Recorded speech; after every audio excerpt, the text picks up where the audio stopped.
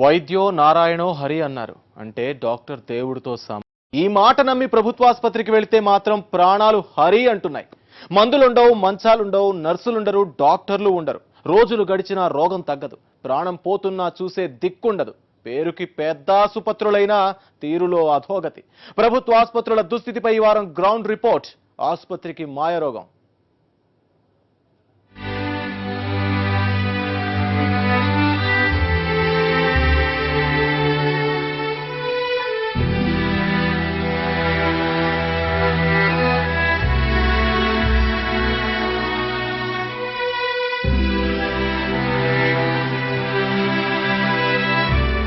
అదేంటి, గతించిపోయిన వాటి గురించి కదా అలా అనేది?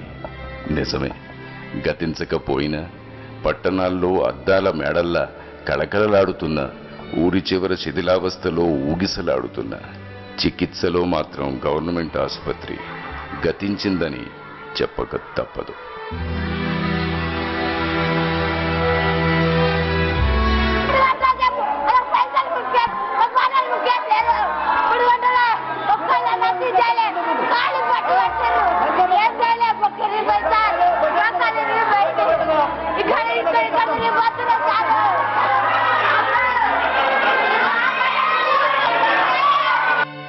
సేవలు అందించడంలో సర్కారీ దవాఖానా చతికిలబడిందని మాట్లాడక తప్పదేమో.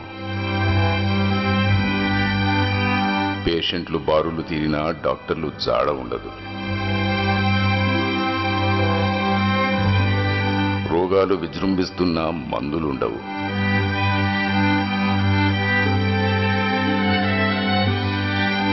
ఎమర్జెన్సీ వార్డులో కూడా ఎనీ టైం డాక్టర్ ఉండరు. వైద్య సేవలకు సరిపడా నర్సులుండరు.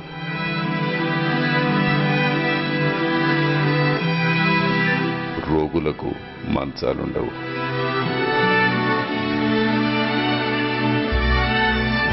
బాలెంత మీద కూడా కటిక నేలకే కనికరం.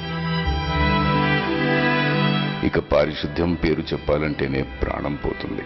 వరదల్లో పొంగిన డ్రైనేజీలు కంటే ఘోరం. పూర్తిగా ఆరోగ్యంగా ఉన్న వాళ్లే క్షణం నిలబడలేరు, కానీ కదలలేక ఉన్న రోగులు వాళ్ల కోసం కాచుకున్న ప్రాణాలకు తప్పదు కదా.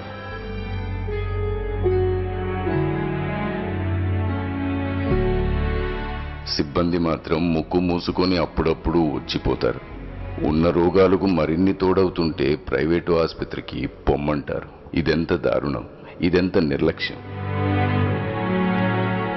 ప్రభుత్వ ఆసుపత్రి అంటే పేదోళ్ల దేవాలయం అంటారు.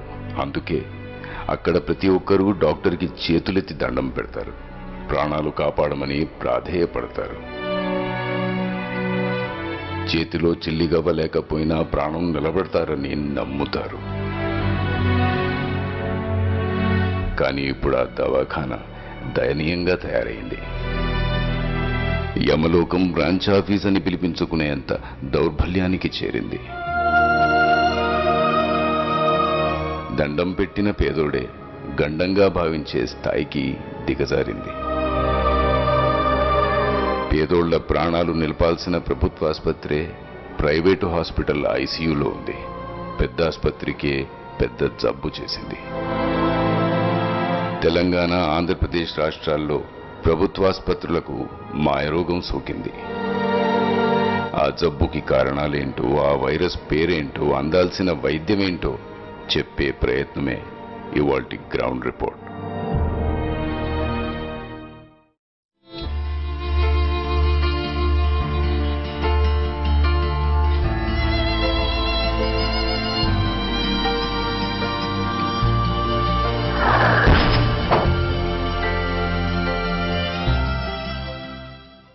మొన్నటి వరకు ఒకే రాష్ట్రం, ఇప్పుడు 2 రాష్ట్రాలు.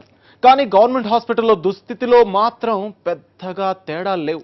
సర్కారీ దవాఖానాల అధ్వాన్నమైన పనితీరులో మాత్రం పెద్దగా వ్యత్యాసం లేదు. అయినా సరే ప్రభుత్వాలు వేరైనప్పుడు సమస్యల్ని కూడా వేరుగా చెప్పక తప్పదు. మరి తెలంగాణలో సర్కారీ దవాఖానాలు ఎలా ఉన్నాయి? నిరుపేద రోగుల ప్రాణాలు కాపాడుతున్నాయా, గాలి కుదిలేస్తున్నాయా? ఆ వివరాల్లోకి వెళ్లే ముందు తెలంగాణలో హాస్పిటల్స్ లెక్క ఒకసారి చూద్దాం. తెలంగాణలో రాష్ట్ర వ్యాప్తంగా 86 సాధారణ ఆసుపత్రులున్నాయి. ఇవి కాకుండా 8 టీబీ హాస్పిటల్స్, 4 ఈఎన్టీ, 1 మానసిక వైద్యశాల, 1 క్యాన్సర్ ఆసుపత్రి ఉన్నాయి. ఇవి కాకుండా రాష్ట్రంలో మొత్తం 12 మెటర్నిటీ హాస్పిటల్స్ ఉన్నాయి. మొత్తంగా పిహెచ్సిలు కాకుండా జిల్లాలో అన్ని రకాల దవాఖానాలు కలిపి 206 వరకు ఉన్నాయి. ఇక రాష్ట్రంలో ఉన్న మొత్తం ప్రాథమిక ఆరోగ్య కేంద్రాల సంఖ్య 613 కాగా వాటిలో పనిచేస్తున్న వైద్యులు 3819 మంది. వీళ్లు కాకుండా 894 మంది కాంట్రాక్ట్ ఉద్యోగులు కూడా విధుల్లో ఉన్నారు. ఇదంతా లెక్కల ప్రకారం ఉన్న పరిస్థితి. మరి ఉన్న దవాఖానాలన్నీ సక్రమంగా పనిచేస్తున్నాయా? పరికరాలున్నాయా? సిబ్బంది సరిపడా ఉన్నారా? వాళ్ళు టైంకి వస్తున్నారా? అత్యవసర సేవల పనితీరు ఎలా ఉంది అనే ప్రశ్నలకు సమాధానాలు కావాలంటే మాత్రం దవాఖానాల పరిస్థితి ప్రత్యక్షంగా చూడాల్సిందే.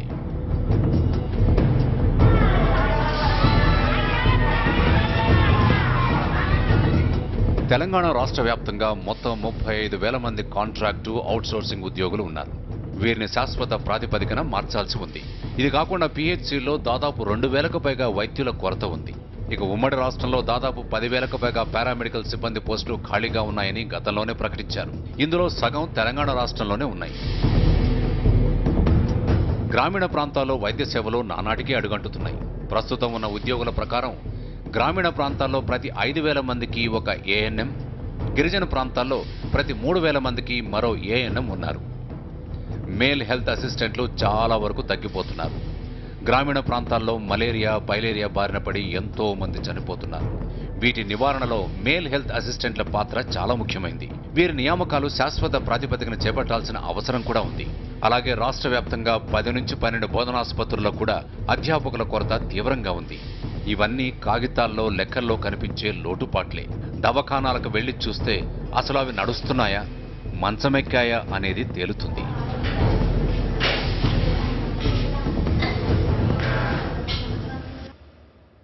ఆ జిల్లా పేరు వింటేనే గిరిజనులు, ఆదివాసీలు గుర్తొస్తారు. సీజన్ మారిన ప్రతిసారి అక్కడి గ్రామాలు వార్తల్లో ఉంటాయి.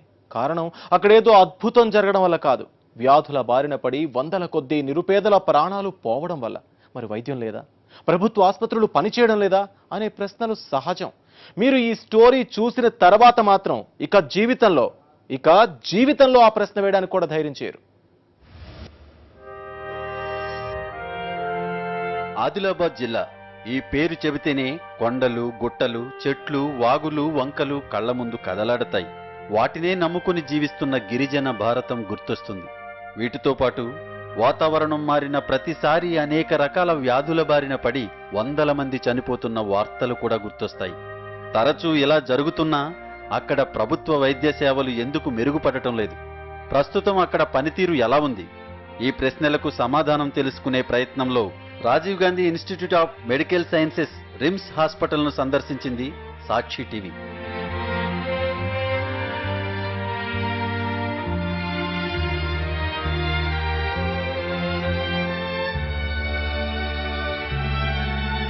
ఏటా వందల సంఖ్యలో గిరిజనులు మృత్యువాత పడుతుంటే వారి ప్రాణాలను నిలబెట్టాలనే లక్ష్యంతో మెరుగైన వైద్య సేవలు అందించేందుకు ఏర్పాటైంది రిమ్స్.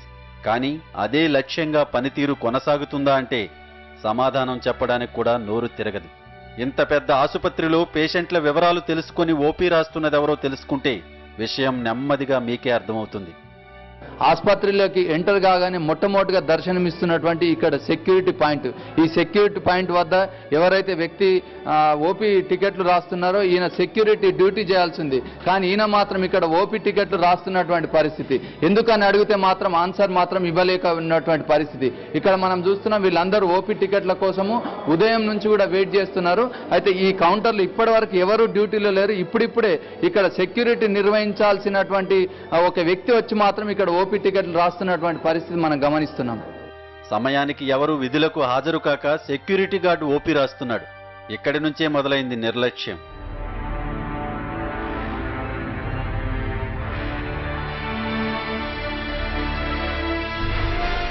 తరువాత మొదలవ్వాల్సిన వైద్యం గురించి తెలుసుకోవాలంటే గుండె బిగపట్టుకోవాల్సిందే. ఎమర్జెన్సీ వార్డు అంటేనే పోయే ప్రాణం నిలబెట్టేది. మరి ఇంత ప్రతిష్టాత్మకమైన హాస్పిటల్లో కూడా ఒక ఎమర్జెన్సీ కేసు వస్తే హైదరాబాద్, బెంగళూరు తీసుకుపోమని చెప్పడం ఈ ఆసుపత్రి నెలకొల్పిన ఉద్దేశానికే పూర్తి విరుద్ధం.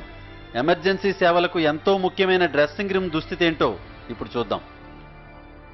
ప్రస్తుతం మనం రిమ్స్లోని డ్రెస్సింగ్ రూమ్లో ఉన్నాము. ఏదైతే రోడ్డు ప్రమాదాలు కానీ మరే ఇతర ప్రమాదాలను అయితే పేషెంట్స్ ఇమ్మీడియట్గా ఈ విధంగా డ్రెస్సింగ్ చేస్తారు.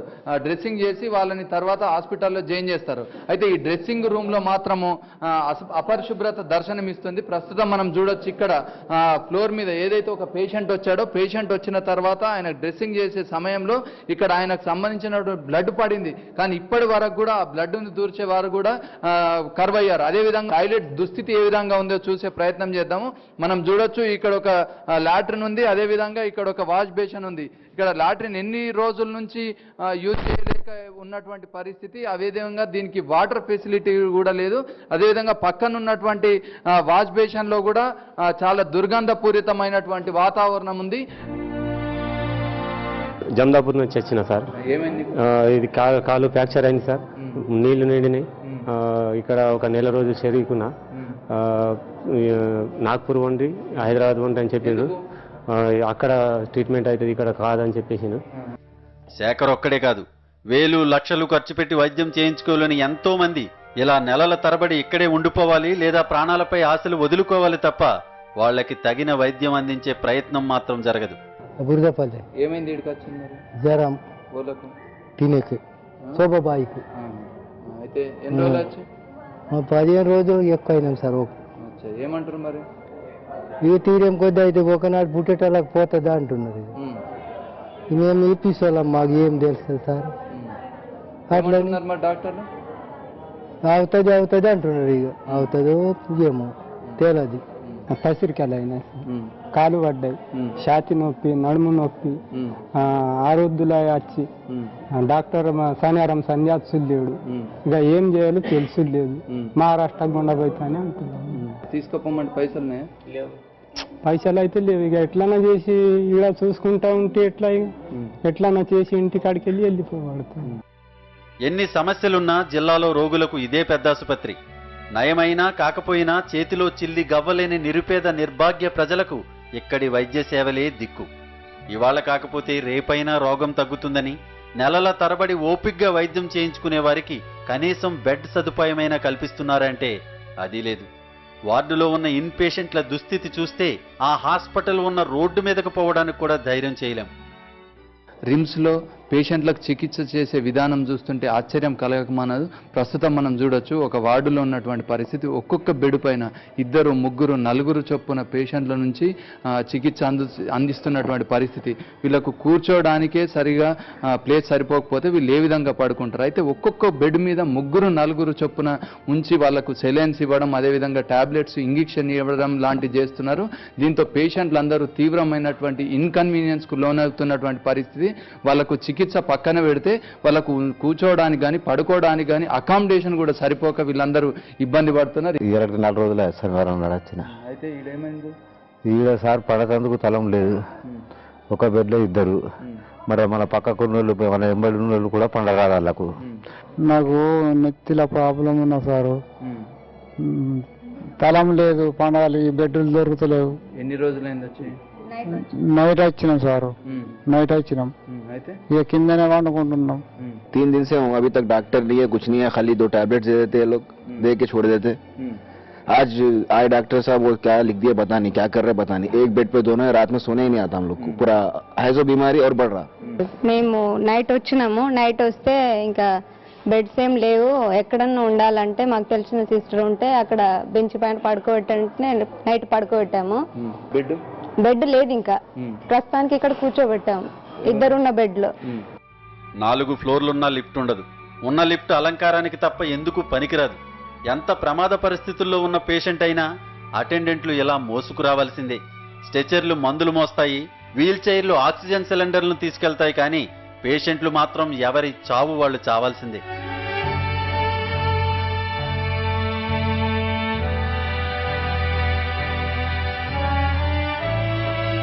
రిమ్స్లో పారిశుద్ధ్యం గురించి మాట్లాడుకోకపోవడమే మంచిది. అక్కడి వాతావరణం చూస్తే రోడ్డు మీద గేటు దగ్గర నిలబడ్డ వాళ్ళు కూడా ముక్కు మూసుకొని వెళ్ళిపోతారు.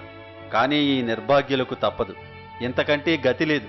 వాళ్ల పేదరికాన్ని, వాళ్ల అవసరాన్ని అలుసుగా తీసుకుని ఇలా వదిలేశారు. గాని ఏ ఒక్క నాయకుడైనా, అధికారైనా ఇక్కడ పరామర్శకైనా రాగలరా? ఇక్కడ తిని చెయ్యి కడుక్కొని వాంతి చేసుకోకుండా వెళ్ళగలరా? ఫ్యాన్ నడతలేకపోయే నీటికుంటే చెప్తే అక్కడ ఉన్నారు వాళ్ళు చెప్తారు, వాళ్ళని చూసుకోవచ్చు కదా అంటారు. ఇది వాజ్పేయి గురించి చెప్తే వాళ్ళు ఏమంటారు, ఇక్కడ కడగకుండా ఇక్కడ కడగకుండా అక్క అంటే వాళ్ళు తెస్తాను, ఇక్కడ కడుగుతున్నారు. నన్నే బూత్ తిట్టిపోయింది సార్. లాటరీన్స్ బాగా గలీజున్నాయి సార్. అక్కడికి పోదామంటే మాకే ఉల్టా వస్తుంది. ఇంకా వీటిని ఎట్లా చేస్తారో మాకు మొదలు తెలియదు సార్. వీళ్ళు మనుషులు కదా? వీళ్లకు రోగాలు వస్తే ఇలాంటి దుస్థితిలో అందని వైద్యం కోసం ఎదురు చూస్తూ మరిన్ని రోగాలు తెచ్చుకోవాలా? ఇంత చూస్తూ కూడా ప్రభుత్వం అనే మాట పలకడానికి నాలుక ఎలా సహకరిస్తుంది? ఇక్కడ నిలబడి మా ప్రభుత్వం ప్రజల కోసం పనిచేస్తుంది అని ఏ ఒక్క నాయకుడైనా అధికారైనా చెప్పగలరా? ఇలాంటి ప్రత్యక్ష నరకంలో ఉండి ఇదంతా చూస్తూ కూడా రిమ్స్ ఆర్ఎంఓ ఏమంటున్నారంటే, చాలా మంది డాక్టర్లు అవసరం ఉంది, కానీ చాలా ఐ థింక్ ఒక 30% స్టాఫ్ మాత్రమే ఉంది. ఉన్న డాక్టర్ల పైన అన్ని రకాల ఒత్తిడిలు ఉన్నాయి. కాబట్టి వారు ఉన్నదానికంటే మరీ ఎక్కువ పని చేస్తున్నారు. వాళ్ళకు ఇచ్చిన యాక్చువల్ డ్యూటీ రోస్టర్ ప్రకారం యాక్చువల్లీ ఎవరైతే ఒక యూనిట్ మొత్తం ఒక సపోజ్ మెడిసిన్లో ఒక 3 యూనిట్లు ఉండాలి మినిమం, అంటే యూనిట్ మొత్తం డ్యూటీలో ఉంటుంది. అట్లా ఉన్నప్పుడు ఏంటంటే వాళ్ళకు నెక్స్ట్ డే మొత్తం యూనిట్కి ఆఫ్ ఉంటుంది, నెక్స్ట్ డే ఇంకో యూనిట్ ఉంటుంది, ఇట్లా యూనిట్ వైజ్ డ్యూటీలో ఉంటుంది మెడికల్ కాలేజెస్లో. కానీ ఇక్కడ అంత బాగా సరిపడే సిబ్బంది లేరు, మొత్తం కలిసి 3-4 ఉన్నారు. కాబట్టి వాళ్ళే టీచింగ్ చేయడము, వాళ్ళే రౌండ్ చేయడము, వాళ్ళే మళ్ళీ వీళ్ళు పోయిన వాళ్ళు తొందరగా వెళ్ళిపోతున్నారు అని అంటున్నారు, కానీ వాళ్ళు క్లాస్కి పోతుండ్రా ఎక్కడ పోతున్నారో ఏమో అర్థం కావట్లేదు. అది సంగతి. డాక్టర్లు సరిపడలేరు సరే, మరి పారిశుద్ధ్యం సంగతి ఏంటి? ఒకే బెడ్పై 3 పేషెంట్ల సంగతి ఏంటి? సెక్యూరిటీ గార్డు ఓపీ రాస్తున్న దుస్థితి ఏంటి? ఇవన్నీ డాక్టర్లు చేసే పనులా? వీటన్నింటికీ డాక్టర్లు లేకపోవడమే కారణమా? ఇదంతా చూశాక మరో గవర్నమెంట్ ఆసుపత్రి గురించి తెలుసుకోవాలంటే ఊపిరి బిగబట్టాల్సిందే కదా.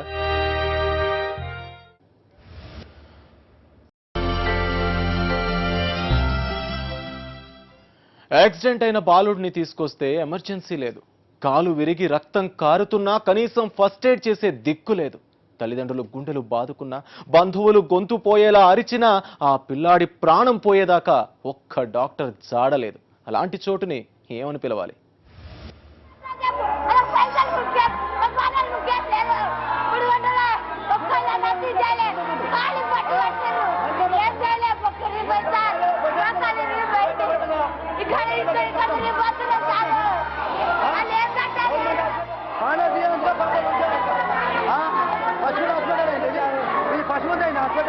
మనుషులు కాదా? 3 గంటలు చెప్పా ఆపేది ఏ డాక్టర్ 3 గంటలు చెప్పు వైద్యం చేసినాడు రమ్మంటే పక్కన పెద్ద డాక్టర్ 3 గంటలు చెప్పవుతారా? ఎటువంటి పెద్ద డాక్టర్ ఈ ఆవేదన వెనుక అతి పెద్ద నిర్లక్ష్యం ఉంది. అది ఒక బాలుడి ప్రాణాన్ని మింగేసింది.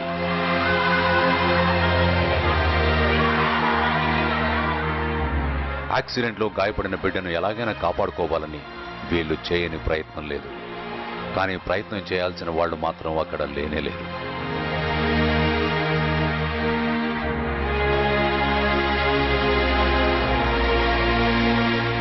అక్టోబర్ 30న ఒక ప్రమాదంలో గాయపడిన అన్వేష్ను నిజామాబాద్ జిల్లా ఆసుపత్రికి తీసుకొచ్చారు. ఆ హాస్పిటల్కు రావడమే బిడ్డ ప్రాణాలు పోవడానికి కారణమవుతుందని ఊహించలేకపోయారు.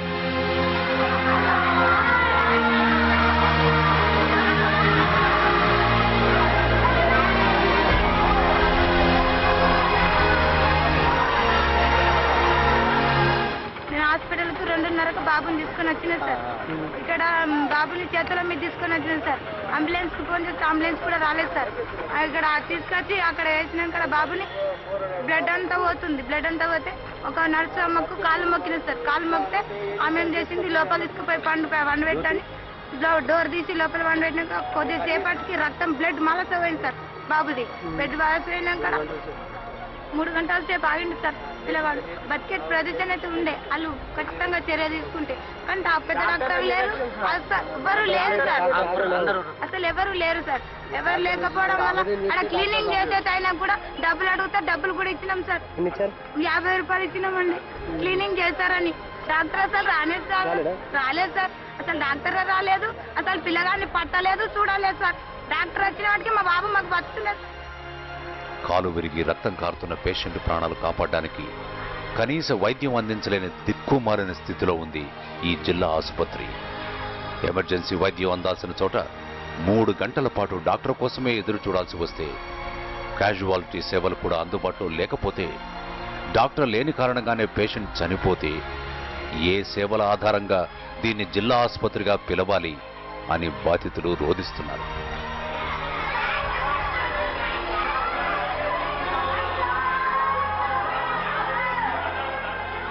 తీసుకొని వచ్చి 3 గంటల సేపు అయినా కానీ అసలు ఏ డాక్టర్ పట్టించుకోలేడు. హాస్పిటల్లో డాక్టరే లేడు.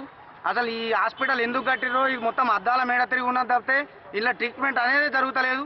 పిల్లలకు చిన్న పిల్లగాడు సార్ కానీ చూడేందుకు ఒక్క డాక్టర్ కూడా లేడు హాస్పిటల్లో. అసలు నిర్లక్ష్యం, డాక్టర్ల నిర్లక్ష్యంతోనే యాక్సిడెంట్ అయి చావలేదు మా బాబు.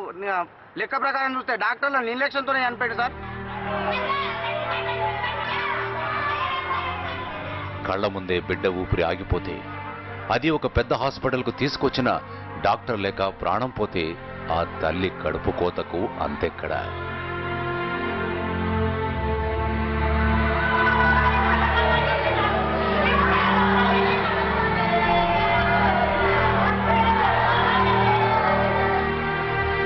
బంధువులు గొడవ చేస్తే పోలీసులు రంగంలోకి దిగారు.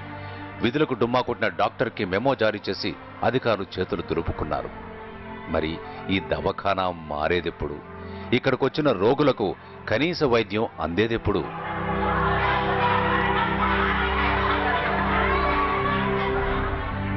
ఇక ఇదే జిల్లా కేంద్ర ఆసుపత్రిలో కుటుంబ నియంత్రణ ఆపరేషన్ల కోసం వచ్చే మహిళల కష్టాలకు అంతులేదు. కటిక నేలే వారికి పట్టుపరుపు అవుతుంది.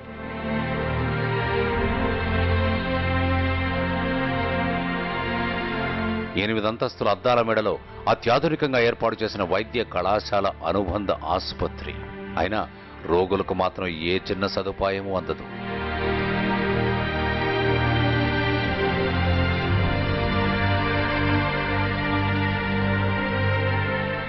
జిల్లాలో పలు ప్రాంతాల్లో ఉన్న మహిళలకు కౌన్సిలింగ్ నిర్వహించి ఫ్యామిలీ ప్లానింగ్ ఆపరేషన్కు రమ్మని చెబుతారు.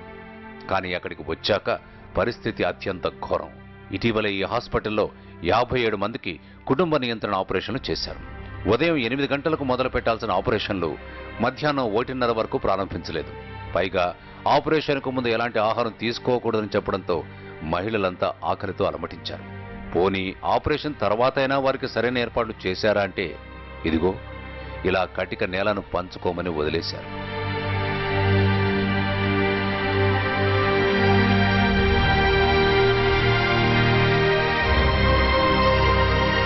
ప్రకృతి బీభత్సం తర్వాత పెట్టే పునరావాస కేంద్రాల్లో కూడా పరిస్థితులు ఇంత అధ్వానంగా ఉండవు. ఇంకా ఘోరమైన విషయం ఏంటంటే ఆపరేషన్ తర్వాత ఈ తల్లుల ఆరోగ్యం ఎలా ఉందో చూసుకోవడానికి మహిళా సిబ్బంది కూడా అందుబాటులో లేకపోవడం రాష్ట్రంలో ప్రభుత్వ ఆసుపత్రుల పనితీరుకి ఇదొక తార్కాణం.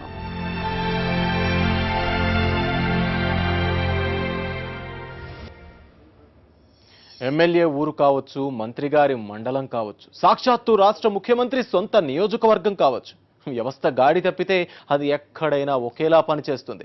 దశాబ్దాలుగా గాడిలో పడిన సర్కారు దవాఖానాల పనితీరు కూడా అలాగే ఉంది.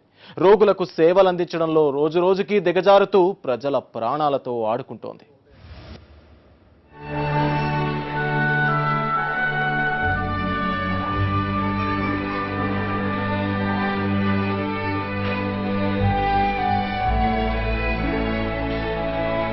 ఇది మెదక్ జిల్లా గజ్వేల్ ప్రభుత్వ ఆసుపత్రి. ఎంత ఎమర్జెన్సీ అయినా ఈ దవాఖానాలో ఎవరి సెలైన్ వారే పట్టుకెళ్లాలి. ఎందుకలా అని అడిగితే సిబ్బంది లేరని ఖచ్చితంగా చెప్పేస్తారు ఇక్కడి నర్సులు. గజ్వేల్లో ఈ హాస్పిటల్ పరిధిలో మొత్తం 7 PHCలు ఉన్నాయి. ఆ 7 చోట్ల నయం కాని పేషెంట్లను మరింత మెరుగైన వైద్యం కోసం ఇక్కడకు పంపిస్తారు. ఇక్కడే పరిస్థితి ఇలా ఉంటే ఆ PHCల దుస్థితి గురించి ఊహించుకోవచ్చు.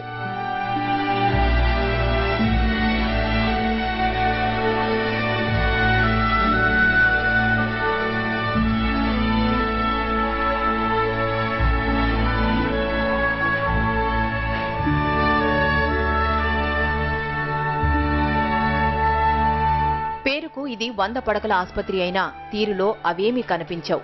ఇది సర్కార్ దవాఖానా. ఇక్కడ అన్నీ ఉచితమే అంటారు, కానీ అడుగడుగునా చెయ్యి తడిపితే తప్ప పనులు కావు. ఇక పరీక్షలు ఏవి చేయించుకోవాలన్నా బయటే చేయించుకోమని పంపించేస్తున్నారని బాధితులు వాపోతున్నారు. బయట ఇవన్నీ పరీక్షలు చేయించుకురమ్మా, ఇక్కడ చేస్తున్నారు, ఇక్కడ చేయలేరు. ఒకటి ఏమో చేసారు అంతే, అది మొదటి టెస్ట్ ఇట్లా ఏం చేయలేదు. ఇలా బయట రాసారు ఎక్కువ అమ్మకు, బయట చేయించుకోవచ్చు. మేము ఇప్పటికి వచ్చి 17 రోజులు అవుతుంది. ఎందుకంటే కన్ఫర్మ్ ఎవరు సరిగ్గా చెప్తలేదు. ఒక చెమట పరీక్ష ఉన్నది విద్య, చెమట పరీక్ష ఉన్నది, అన్ని బయట సిస్టర్లు చెప్పించి ఒకటి రక్త పరీక్ష చేసుకోవచ్చు బయట, ఇక్కడనే పరీక్షలు అన్ని ఇక్కడనే చేసేవాళ్ళు. అది ఇక్కడ చేయలేదు, బయట రాసింది. ముఖ్యమంత్రి సొంత నియోజకవర్గం కావడంతో తరచుగా వివిధ పార్టీల నేతలు, అధికారులు ఈ ఆసుపత్రికి పరిశీలన కోసం వస్తుంటారు. అప్పుడు మాత్రం తెల్లని బెడ్షీట్లు వేసి పరిసరాలను శుభ్రంగా ఉంచే సిబ్బంది ఆ తర్వాత పారిశుధ్యాన్ని పందులకు వదిలేస్తారు. పక్కనే చంటి పిల్లల వార్డు ఉన్నా పట్టించుకునే దారి లేదు. ఇక అన్ని ప్రభుత్వాసుపత్రుల్లాగే ఇక్కడ కూడా వేళకు డాక్టర్లు రాకపోవడంతో రోగులు పడే ఇబ్బందులు మామూలే. డాక్టర్ రాకనే పోతే ఇంతవరకు రావాలి, తొందరగా టైం చూసుకొని రావాలి కదా డాక్టరు. రావాలి, పిల్లల డాక్టర్ అంటే పిల్లలు ఏడ్చుకుంటూ ఉండవచ్చు. పిల్లల డాక్టర్ వస్తారా 10 గంటలకు వస్తారా? వాళ్ళు గ్లూకోజ్ పెట్టారు, వాళ్ళు మళ్ళీ గ్లూకోజ్ అయిపోగానే మళ్ళీ తీసుకొచ్చి మళ్ళీ పెడతారు. ఇవాళ వేసేది బెడ్షీట్ అలా అట్లే అనుకున్నాం, తెలియలేకపోతాను తీసుకొని నిన్న తెచ్చి తీసుకున్నాం అన్నట్టు. ఇక్కడ లేవా అన్నారు అన్నమాట, అవి లేకుంటే ఆడికి తెచ్చుకొని తీసుకున్నాం. ఎన్నో ఆశలతో పెద్దాసుపత్రి అని ఇక్కడకు వస్తే వైద్యం కూడా అందించకపోవడం అన్యాయమని రోగుల బంధువులు తీవ్ర ఆవేదన వ్యక్తం చేస్తున్నారు. చేసుకుంటారు, గ్లూకోజ్ అక్కడ తెచ్చి చేతిలో పట్టుకొని రావాలి. డబ్బున ఎవరన్నా ఎంత రాదు, ఒక్కరు వస్తే ఎట్లుంటుంది? ఆరోగ్యం మంచిగా లేకనే వస్తుంది. శాతగా నడబెడితే గీడలు పెడుతున్నావు అని బట్టి ఆమె పట్టుకొని తినవాడు శాతం అయితే లేదా అంటుంది. శాతగానే వస్తుంది, ఏం చేస్తాము? ఇప్పుడు ఏమనంటే మా గర్జు కదా అని సభ్యుకుంటుంది. ఈ పరిస్థితిపై స్పందించిన వైద్యులు ఇబ్బందులు ఉన్నాయని ముఖ్యమంత్రి దృష్టికి తీసుకువెళ్లామని చెప్పారు. త్వరలోనే పరిష్కారమవుతాయని ఆశిస్తున్నామన్నారు. గర్భిణీ స్త్రీలకు గర్భధారణ సమయంలో కావచ్చు, పరీక్షలన్నీ చేయడానికి మన దగ్గర అన్ని పరీక్షలు ఉన్నాయి. కొన్ని రేర్ పరీక్షలు మన దగ్గర లేవు, వాటిని మాత్రమే మనం బయటకు రాయడానికి జరుగుతున్నది. అవి కూడా సాధ్యమైన త్వరలో అన్ని మిషన్లు మన దగ్గరికి వస్తున్నాయి. ఇకపోతే బెడ్షీట్స్ విషయానికి వస్తే కొంత మనకు బడ్జెట్ తక్కువ ఉన్న విషయం మాట మాత్రం వాస్తవమే. అదేవిధంగా మన పేషెంట్లు కూడా వాటిని సరిగ్గా ఉపయోగించుకోకపోవడం వల్ల వాటిని పదే ఉపయోగించుకోవడం కోసం వాటిని ధోబీకి వేయటం జరుగుతున్నది. అందువల్ల మనం పూర్తిగా బెడ్షీట్స్ మనం ఉపయోగించుకోలేకపోతున్నాం. ఇప్పుడిప్పుడే మన హాస్పిటల్ అభివృద్ధి పదంలో ఉన్నాం. అందరూ స్పెషలిస్ట్ ఒక్కసారి రారు. ఇప్పుడు ముఖ్యంగా మన గైనకాలజిస్ట్ వస్తున్నారు, పీడియాట్రిషియన్ వస్తున్నారు, ఈఎన్టీ స్పెషలిస్ట్ వస్తున్నారు, తర్వాత ఆర్థోపెడిషియన్ కూడా రాబోతున్నారు. సో డిఫరెంట్ వింగ్స్లలో మనకు డాక్టర్స్ రాబోతున్నారు. ముఖ్యమంత్రి దృష్టికి వెళ్లింది ఈ ఒక్క హాస్పిటల్ సమస్యే కావచ్చు, లేదంటే ఇలాంటి కొన్ని కావచ్చు. కానీ రాష్ట్ర వ్యాప్తంగా సర్కార్ దవాఖానాల దుస్థితి ప్రభుత్వం దృష్టికి చేరితే, దానికి సర్కార్ యుద్ధ ప్రాతిపదికన చర్యలు చేపడితే వైద్యం కోసం ఎదురుచూస్తున్న ఎంతో మంది నిరుపేద రోగుల ప్రాణాలు కాపాడినట్లే.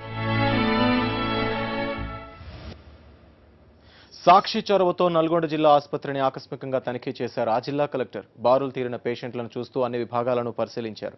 హాస్పిటల్లో పరిస్థితులను పరిశీలించిన ఆయన సిబ్బంది కొరత ప్రధాన సమస్యగా ఉందన్నారు.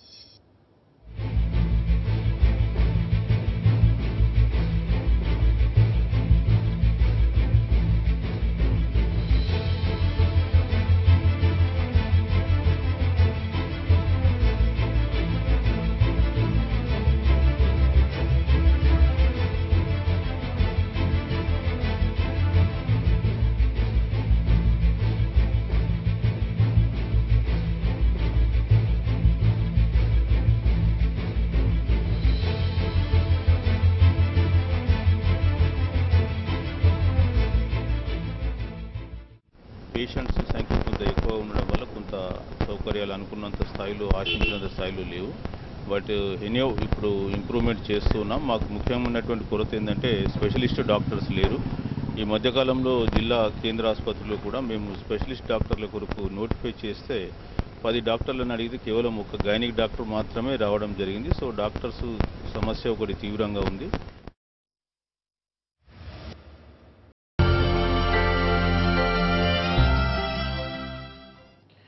వైద్యం చేయాల్సిన ఆసుపత్రులకే జబ్బు చేసింది.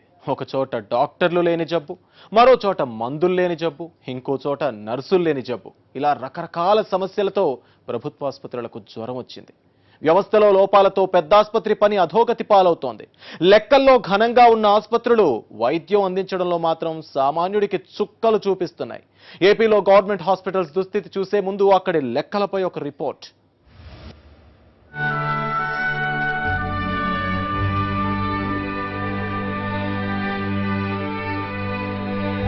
ఆంధ్రప్రదేశ్లో ప్రభుత్వ ఆసుపత్రి ఆరోగ్యం పడకేస్తోంది. పేద ప్రజల ప్రాణాలు కాపాడే దేవాలయాల్లో ఉండాల్సిన ఆరోగ్య కేంద్రాలు నిధుల కొరత వైరస్ సోకి వణుకుతున్నాయి.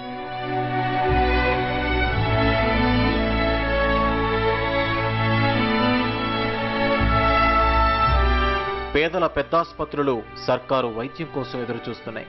దీంతో రాష్ట్రంలో పేదోడి వైద్యం దైవాధీనంగా మారిపోయిందనే ఆవేదన వ్యక్తమవుతోంది.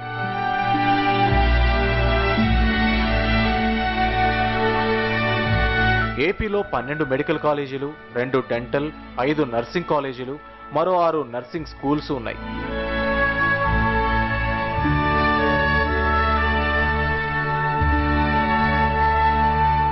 ఇక స్పెషాలిటీ ఆసుపత్రులు 7 ఉంటే 36 ఏరియా హాస్పిటల్స్, 1036 ప్రాథమిక ఆరోగ్య కేంద్రాలున్నాయి.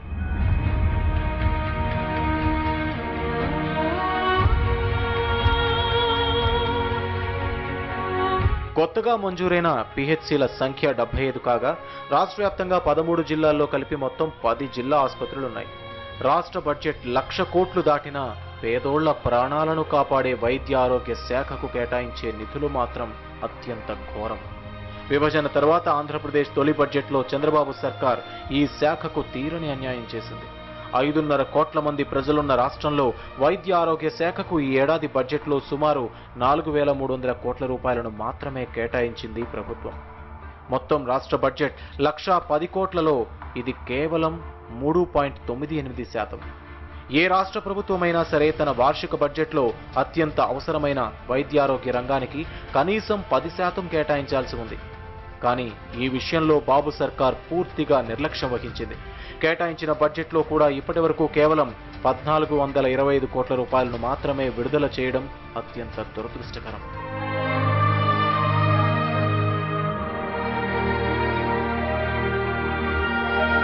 ఇందులో కూడా నాన్ ప్లాన్ బడ్జెట్ 1,377 కోట్లు కాగా ప్లాన్ బడ్జెట్ కేవలం 50 కోట్లు మాత్రమే, అందులోనూ సగం జీతాలకే. ఇక మరో సమస్య సిబ్బంది కొరత. దశాబ్దాలుగా గవర్నమెంట్ ఆసుపత్రి పేరు చెబితే మొట్టమొదట వినిపించే సమస్య ఇదే. ఆంధ్రప్రదేశ్లో సుమారు 8,858 బెడ్ల సామర్థ్యం గల ఆసుపత్రులున్నాయి. ఈ సంఖ్యను బట్టి వాటికి సరిపడా సేవలందించేలా నర్సులు, టెక్నికల్ సిబ్బందిని నియమించాల్సి ఉంది. కానీ దౌర్భాగ్యం ఏంటంటే అవసరం ఉన్న మేరకు కనీసం నర్సులు కూడా లేని దుస్థితిలో రాష్ట్ర ఆరోగ్య శాఖ నడుస్తోంది.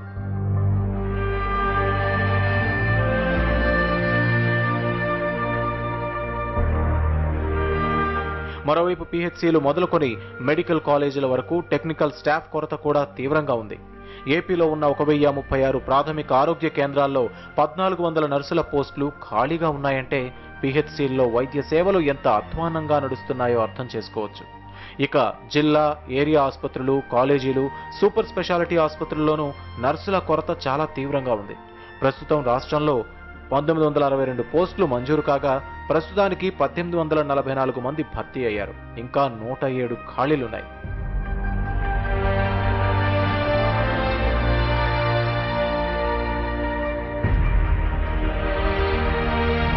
మెడికల్ కౌన్సిల్ ఆఫ్ ఇండియా నిబంధనల ప్రకారం ఏపీలో ఇంకా చాలా పోస్టులు మంజూరు చేయాల్సి ఉంది. ఎంసీఐ నిబంధనలను బట్టి ప్రతి 3 పేషెంట్లకు ఒక స్టాఫ్ నర్స్ ఉండాలి. అవుట్ పేషెంట్ల విషయానికొస్తే ప్రతి 100 మందికి ఒక స్టాఫ్ నర్సును నియమించాలి. ఐసీయూలో ఉన్న పేషెంట్లకు ప్రతి ఒక్కరికి ఒక స్టాఫ్ నర్స్ సేవలందించాలి. ఇక లేబర్ రూమ్ పేషెంట్స్ విషయంలో ఈ రేషియో ప్రతి 200 మందికి 8 మంది స్టాఫ్ నర్సులను నియమించాలి. ఈ రేషియోతో పాటు లీవ్ రిజర్వ్ కేటగిరీ కింద మరో 30% మందిని అదనంగా నియమించాల్సి ఉంది. దీని ప్రకారం ఏపీలో ఉన్న మొత్తం ప్రభుత్వ ఆసుపత్రులకు 6,809 మంది నర్సులు అందుబాటులో ఉండాలి.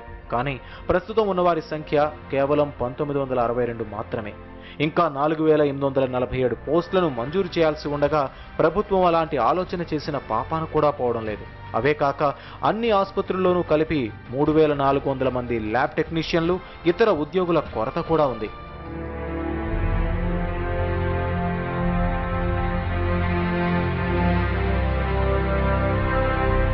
కొరత రోగం నర్సులు, టెక్నీషియన్లు, ఇతర ఉద్యోగులతోనే ఆగిపోలేదు. గవర్నమెంట్ ఆసుపత్రుల్లో చివరకు సూపర్ స్పెషాలిటీ హాస్పిటల్స్లో, మెడికల్ కళాశాలల్లో కూడా స్పెషలిస్టుల కొరత చాలా తీవ్రంగా ఉంది.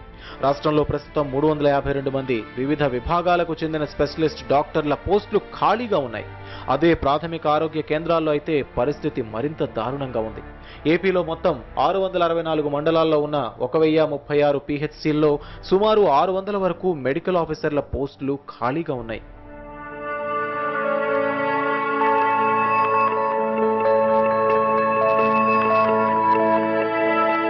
ఇక పేదోడికి అందాల్సిన వైద్యం మంచాన పడక ఏమవుతుంది?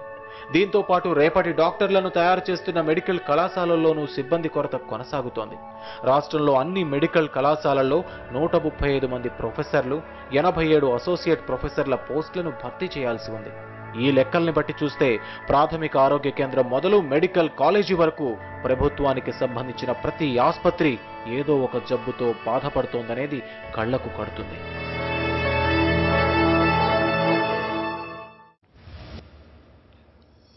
వెనుకబడ్డ ప్రాంతాల అభివృద్ధికి పెద్దపీట వేయాలని రాజ్యాంగం చెప్తోంది. తరతరాలుగా నాగరికతకు దూరంగా ఉన్న వారికి అన్ని రకాల సౌకర్యాలు కల్పించి వారిని అన్ని విధాలా ఆదుకోవాలని చట్టసభల సాక్షిగా ఎన్నెన్నో చట్టాలు, బడ్జెట్లో నిధులు కూడా వారి కోసమే ఎక్కువ కేటాయించాలని ప్రతిజ్ఞలు కూడా చేస్తాం. ఆచరణ ఎలా ఉంది? ఏజెన్సీ ప్రాంతాల ప్రజల ఆరోగ్యం ఎలా ఉంది? కొండ కోణల్లో కల్లా కపటం తెలియకుండా ప్రకృతి ఒడిలో పెరిగే సామాన్యులు వీరు. ఏజెన్సీ జనమని, గిరిజన ప్రజలని, కొండ ప్రజలని ఇలా ఎన్నెన్నో పేర్లతో మైదాన ప్రాంతాల వాళ్ళు వీళ్ళని పిలుస్తుంటారు. అడవి తల్లిని కాపాడుతూ ఆకులో ఆకుగా, చెట్టులో చెట్టుగా జీవించడమే వీరికి తెలుసు. ఇప్పుడు వీరి ఆరోగ్యం ఎలా ఉంది? కొండ కోణల్లో ప్రయాణించి అతి కష్టం మీద ఆసుపత్రి దాకా వచ్చే వీరికి ఇక్కడ ఎలాంటి సౌకర్యాలున్నాయి? మాకు కూడా స్కానింగ్ రాజమండ్రి వెళ్ళమంటారండి. మాకు అందుబాటులో ఉండడానికి కోసం మాకు సోడరంలో పెడితే బాగుంటుందండి. అంటే మాకు రాజమండ్రి వెళ్ళాలంటే వెళ్ళే పరిస్థితి మేము లేవండి. అంతే డబ్బులు మేము కష్టపడితే కానీ కాదండి. ఇద్దరు వెళ్ళాలంటే ఇలాగే మినిమం 300-400 అవుద్దండి. మా పరిస్థితి కూడా అదేనండి. స్కానింగ్ తీయాలంటే ఇంకా రాజమండ్రి వెళ్ళాలండి. మేము అక్కడికి వెళ్ళలేమండి. మాకు సోడవరంలో అందుబాటులో ఉంటే బాగుంటుందండి. వెళ్ళాలంటే చాలా కష్టం కదండి, వెళ్ళలేము. కూలికి వెళ్తే కానీ మాకు తిండి కనగండి. అంత దూరం వెళ్ళాలంటే కష్టం కదండి. ఒక్కరం వెళ్ళలేం కదండి. ఇద్దరు వెళ్ళాలంటే ఒక 400-500 ఉండాలండి. మా అంత ఉండవండి, కూలి బతకండి. సమయంగా పనులు కూడా ఉంటలేదండి. అందు గురించి రంపచోడవరంలో అందుబాటులో ఉంటే మంచిదండి. తూర్పుగోదావరి జిల్లా రంపచోడవరం మండలం పెద్దగెద్దాడ ఆసుపత్రి దగ్గర అడవి బిడ్డల ఆవేదన ఇది. కడుపులో బిడ్డ ఆరోగ్యం ఎలా ఉందో తెలుసుకోవాలనుకునే గర్భిణీల గోడు ఇది.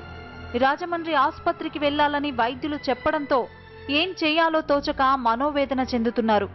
రంపచోడవరం ఏరియా ఆసుపత్రిలో స్కానర్లు పాడైపోవడమే ఈ దుస్థితికి కారణం. దేనికోసం రాజమండ్రి పంపుతున్నారు? స్కానింగ్ తీయించుకోవడానికి రాజమండ్రి వెళ్ళమంటున్నారండి.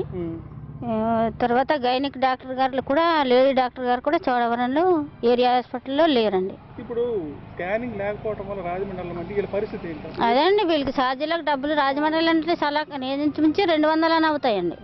వాళ్ళకి 200 లేని పరిస్థితుల్లో కూడా కొంతమంది అండి ఎవ్వరు వెళ్ళట్లేదండి. అసలు స్కానింగ్కి వెళ్ళలేకపోతున్నారు. డబ్బులు ఉన్న తెలిసిన వాళ్ళండి ప్రైవేట్గా తీయించుకుంటున్నారండి.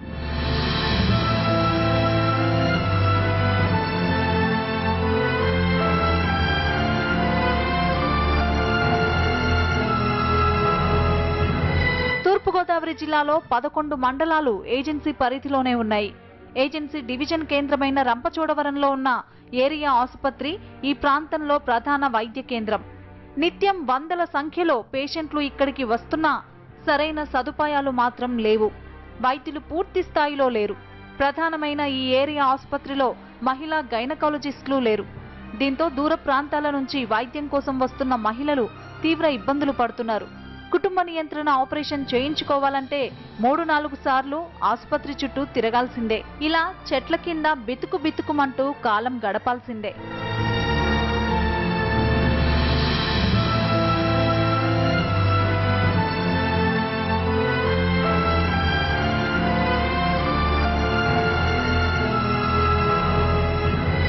నిన్న మంగళవారం వచ్చాము. ఇవాళ కూడా చేయకపోతానండి, ఇంకా మళ్ళీ ఇంటికి వెళ్ళిపోవడం అవుతుందండి. ఇప్పుడు రాత్రి ఉండిపోతారు మరి? ఇవాళ వెళ్ళడానికి ఉండదు కదండి, బస్సు గట్ట దొరకదు, చాలా దూరం వెళ్ళాలి.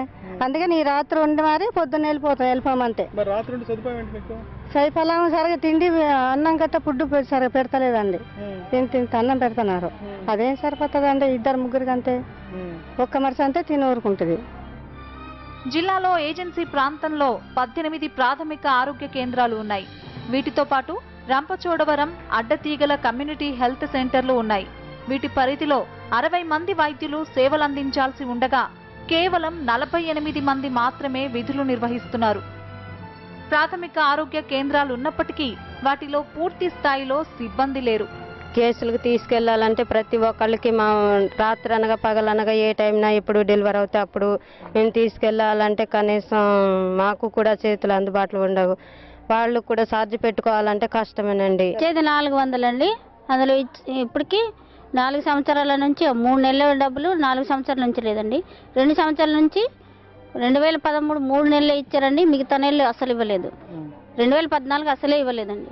ఇంకా రేపు డిసెంబర్ కూడా వస్తుందండి. ఈ సంవత్సరం కూడా అయిపోయింది, అసలు ఒక్క నెల ఇవ్వలేదండి. చాలా వరకు పిహెచ్సిలు ఉదయం 9 గంటల నుంచి సాయంత్రం 4 వరకే పనిచేస్తున్నాయి.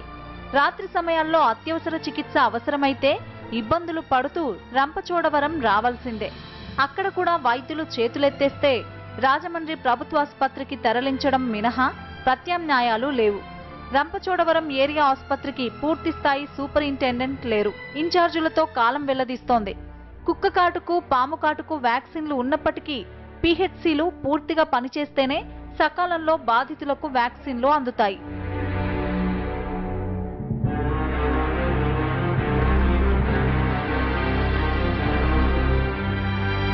గిరిజన ప్రాంతాల ఆరోగ్యం ఎలా ఉందో చెప్పకనే చెబుతున్నాయి తూర్పుగోదావరి జిల్లా రంపచోడవరం ప్రాంత ఆసుపత్రులు.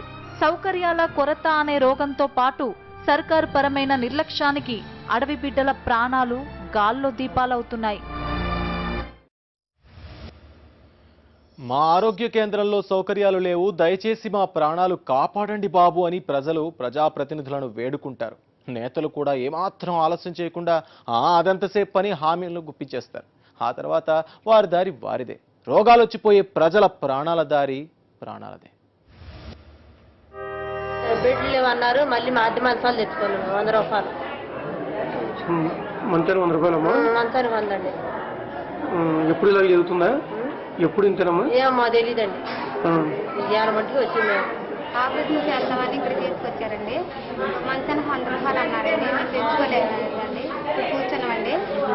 చాలా ఇబ్బందుల్లో ఉందండి. హాస్పిటల్ మంచాలు లేవమ్మా? లేవండి హాస్పిటల్. ఆపరేషన్ చేసుకొచ్చామండి.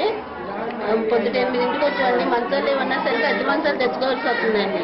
ప్రస్తుత వాటిలో మంచాలు ఫుల్ అయిపోయినాయండి. కాన్పులో కేసులు అయ్యి ఆపరేషన్ కేసులకి. పశ్చిమ గోదావరి జిల్లా చింతలపూడి పట్టణ సామాజిక ఆరోగ్య కేంద్రానికి వచ్చిన సామాన్యుల గోడు ఇది. ఆపరేషన్ చేయించుకోవాలంటే మడత మంచం అద్దెకు తెచ్చుకోవాలట. చుట్టుపక్కల ఉన్న మండలాల ప్రజల ఆరోగ్యానికి భరోసా ఇవ్వాల్సిన పెద్ద ఆసుపత్రి దుస్థితి ఇది. ఈ ఆసుపత్రిలో మెరుగైన సౌకర్యాలు, వసతులు లేవు. డాక్టర్లు అందుబాటులో లేకపోవడం సాధారణ విషయం. దీంతో పాటు అత్యవసర సేవలందించే అంబులెన్స్ మూలన పడింది. 100 పడకల సౌకర్యం కల్పిస్తామంటూ గతంలో శిలాఫలకాలు కూడా వేసేశారు గాని ఆచరణ శూన్యం. గత్యంతరం లేక రోగులు ప్రైవేట్ ఆసుపత్రుల గడప ఎక్కి అప్పుల పాలవుతున్నారు. ఇక్కడ నుంచి చిత్తూరు జిల్లా కుప్పం మండలానికి వెళదాం. ఇది 1960వ సంవత్సరంలో ప్రారంభమైన పైపాళ్యం గ్రామ ప్రాథమిక ఆరోగ్య ఉపకేంద్రం. కుప్పం ప్రాంతంలో ప్రారంభమైన మొదటి ప్రభుత్వాసుపత్రి. గతంలో ఇక్కడ చక్కటి ఆరోగ్య సేవలు లభించాయి. చిత్తూరు జిల్లా కుప్పం మండలంలోని పైపాళ్యం ప్రాథమిక ఆరోగ్య కేంద్రం దుస్థితిని ఒక్క ముక్కలో తేల్చేస్తున్నారు స్థానికులు. కుప్పం ప్రాంతంలో చాలా ప్రభుత్వ హాస్పిటళ్లు అనేక రకాల సౌకర్యాల కొరతతో మంచమెక్కాయి. సిబ్బంది కొరత తీవ్ర స్థాయిలో ఉంది. గ్రామాల్లో మండల కేంద్రాల్లో ఉండే ప్రభుత్వాసుపత్రుల్లో నయం కాకపోతే, వైద్యం అందకపోతే జిల్లా హాస్పిటల్కు వెళ్తారు. ఎందుకంటే అది పెద్ద ఆసుపత్రి. అదే పెద్ద జబ్బు చేసి మంచాన పడితే ఇక సామాన్యుడి ఆరోగ్యం పాడెక్కడం తప్ప మరో మార్గమే ఉంటుంది. ఊరు నుంచి జిల్లా కేంద్రం దాకా ఛార్జీలకు అప్పు చేసి ప్రాణాలు అరిచేతిలో పెట్టుకుని వచ్చే వారికి అక్కడ కూడా సమస్యల రోగాలే వెక్కరిస్తున్నాయి.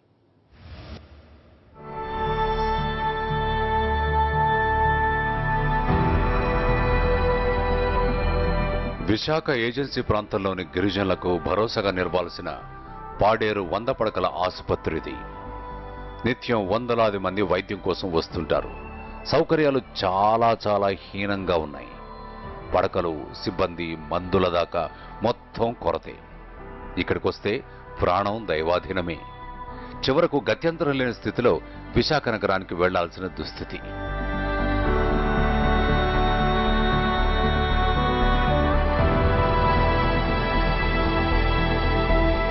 పాడేరులో సౌకర్యాలు లేవు, మందులు లేవు, ప్రాణాలు పోతాయేమోనన్న భయంతో విశాఖపట్నం కింగ్ జార్జ్ ఆసుపత్రికి వెళితే అక్కడ మందు సీసాలకు ఎలాంటి ఇబ్బంది లేదు. ఎక్కడ చూసినా వద్దన్నా కనిపిస్తాయి. కావాలంటే ఆ మందు సీసాల దృశ్యాలు మీరు కూడా చూడొచ్చు.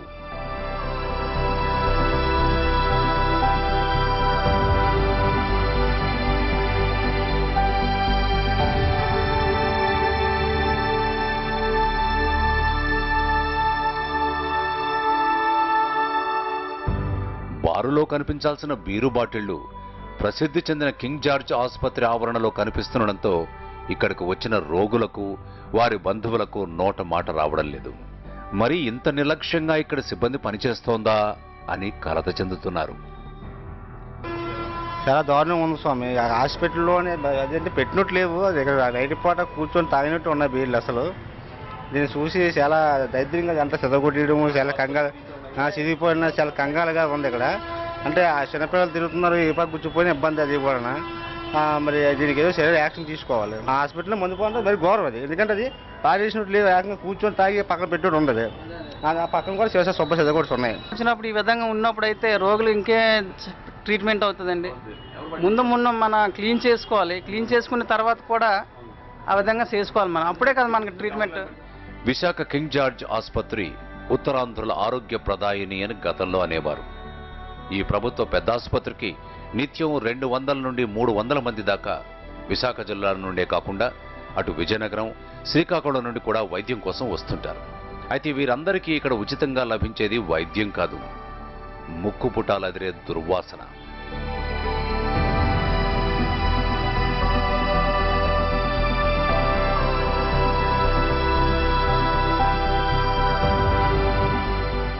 మరుగుదొడ్లు నిర్మించుకుంటే ప్రభుత్వం వైపు నుంచి 12,000 రూపాయలను అందిస్తామంటూ ఒకవైపు ప్రజాప్రతినిధులు చెబుతున్నారు.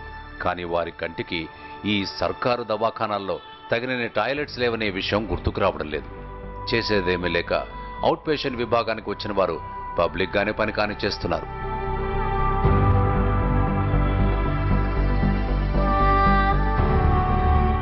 ఎంట్రన్స్ అంత బాగలేదు.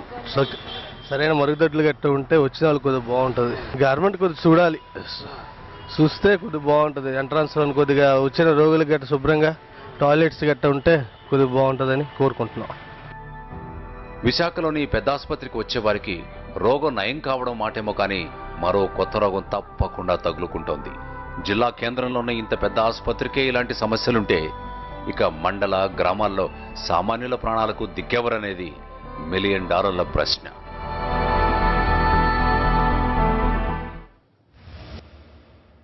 గవర్నమెంట్ హాస్పిటల్స్ గ్రామాల్లో కొంతమంది ధర్మ ఆసుపత్రి అని పిలుచుకుంటారు.